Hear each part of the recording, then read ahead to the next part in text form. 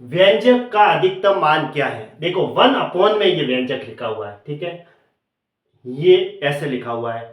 अब मैंने एक तरीका बताया था कल, अधिकतम मान और न्यूनतम मान का एक फॉर्मूला बताया था। वैसे तो इसको नीचे को होल स्क्वायर बना के भी कर सकते हैं, लेकिन एक तरीका डायरेक्ट हमने ऐसे बताया था। देखो a x square plus b x plus c बराबर अगर 0 है, ठीक है, अगर ए का मान 0 से बड़ा है तो हम क्या लेंगे? न्यूनतम मान। न्यूनतम मान होगा 4ac माइनस बी स्क्वायर बटा 4a। ये एक तरीका बताया था, ठीक है। अब ऐसे न्यूनतम मान निकालेंगे, लेकिन यहां अधिकतम मान निकालना है। अधिकतम मान कब होगा इसका? जब इसकी वैल्यू न्यूनतम होगी नीचे वाले की। नीचे वाले की जितनी से जितनी कम होगी उतना ही उस ऊपर वाले का अधिकतम मान आएगा। जैसे हमें 2 में भाग देना है, हम जैसे मान लो कि 8 में भाग देना है, ठीक है। अब मैं 4 का भाग दूंगा तो कितना आया? 2 आया। 8 में अगर मैं 2 का भाग दूंगा तो कितना आया? 4 आया। यानी जितनी ज्यादा हम नीचे वाले की वैल्यू कम रखते रहेंगे, 8 के अंदर 1 का भाग दूंगा तो 8 आया, तो हमें ऊपर वाले का अधिकतम वैल्यू मिलेगी। तो नीचे वाले की हमें कम से कम वैल्यू निकालनी है। तो नीचे वाले का न्यूनतम मान क्या होगा?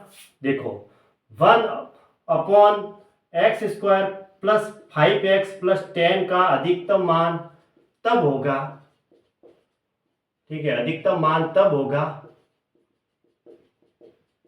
जब x² प्लस 5x प्लस 10 न्यूनतम होगा। न्यूनतम होगा तभी होगा ऐसे, ठीक है। मतलब नीचे वाले की न्यूनतम जितनी ज्यादा वैल्यू होगी तब जाके ये वैल्यू पूरी अधिकतम आएगी। तो इसका मैं न्यूनतम मान निकालता हूं। न्यूनतम मान क्या होता है? 4ac। ए की वैल्यू क्या है? x² का गुणांक 1 है, ठीक है, और c की वैल्यू क्या है? यहाँ पे 10 है, माइनस बी स्क्वायर, बी है x का गुणांक, 5 का स्क्वायर 25 अपॉन 2a। ए की वैल्यू क्या है? x² का गुणांक 1 बराबर कितना आया? देखो 40 में से 25 माइनस किया तो कितना आया? 15 बटा, यहाँ 4a है, 4a है, ठीक है, 4a होता है, 2 नहीं।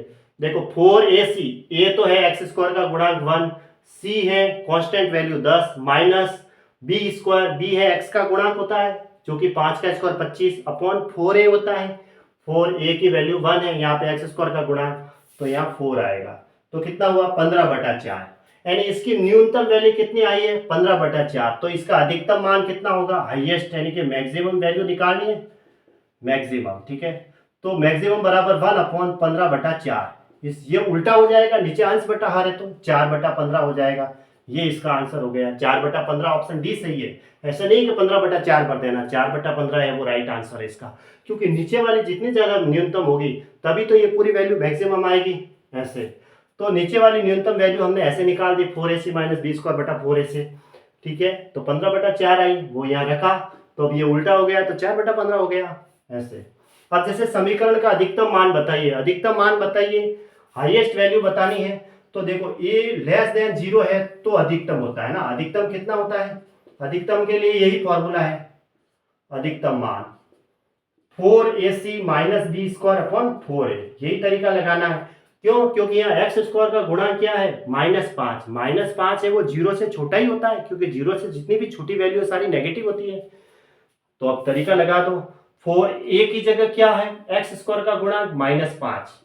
c की जगह क्या है? कांस्टेंट वैल्यू जिसके साथ x नहीं है 7 माइनस बी स्क्वायर, बी क्या है? x का गुणांक, x का गुणांक है 10 का स्क्वायर कितना हुआ? 100 बटा 4a। a की जगह है x² का गुणांक -5, ठीक है, बराबर। अब देखो 7 को 5 से गुणा करो 35, 35 को 4 से गुणा करो तो कितना आया? माइनस का 140 और माइनस का 100 बटा माइनस के 20 हो गए, 4 गुणा 5 माइनस का 20। अब इनको टोटल करेंगे, 100 माइनस का 140 और माइनस के 100 दोनों जुड़ जाएंगे, दोनों माइनस के हैं, तो माइनस के 240 हो गए बटा 20 है।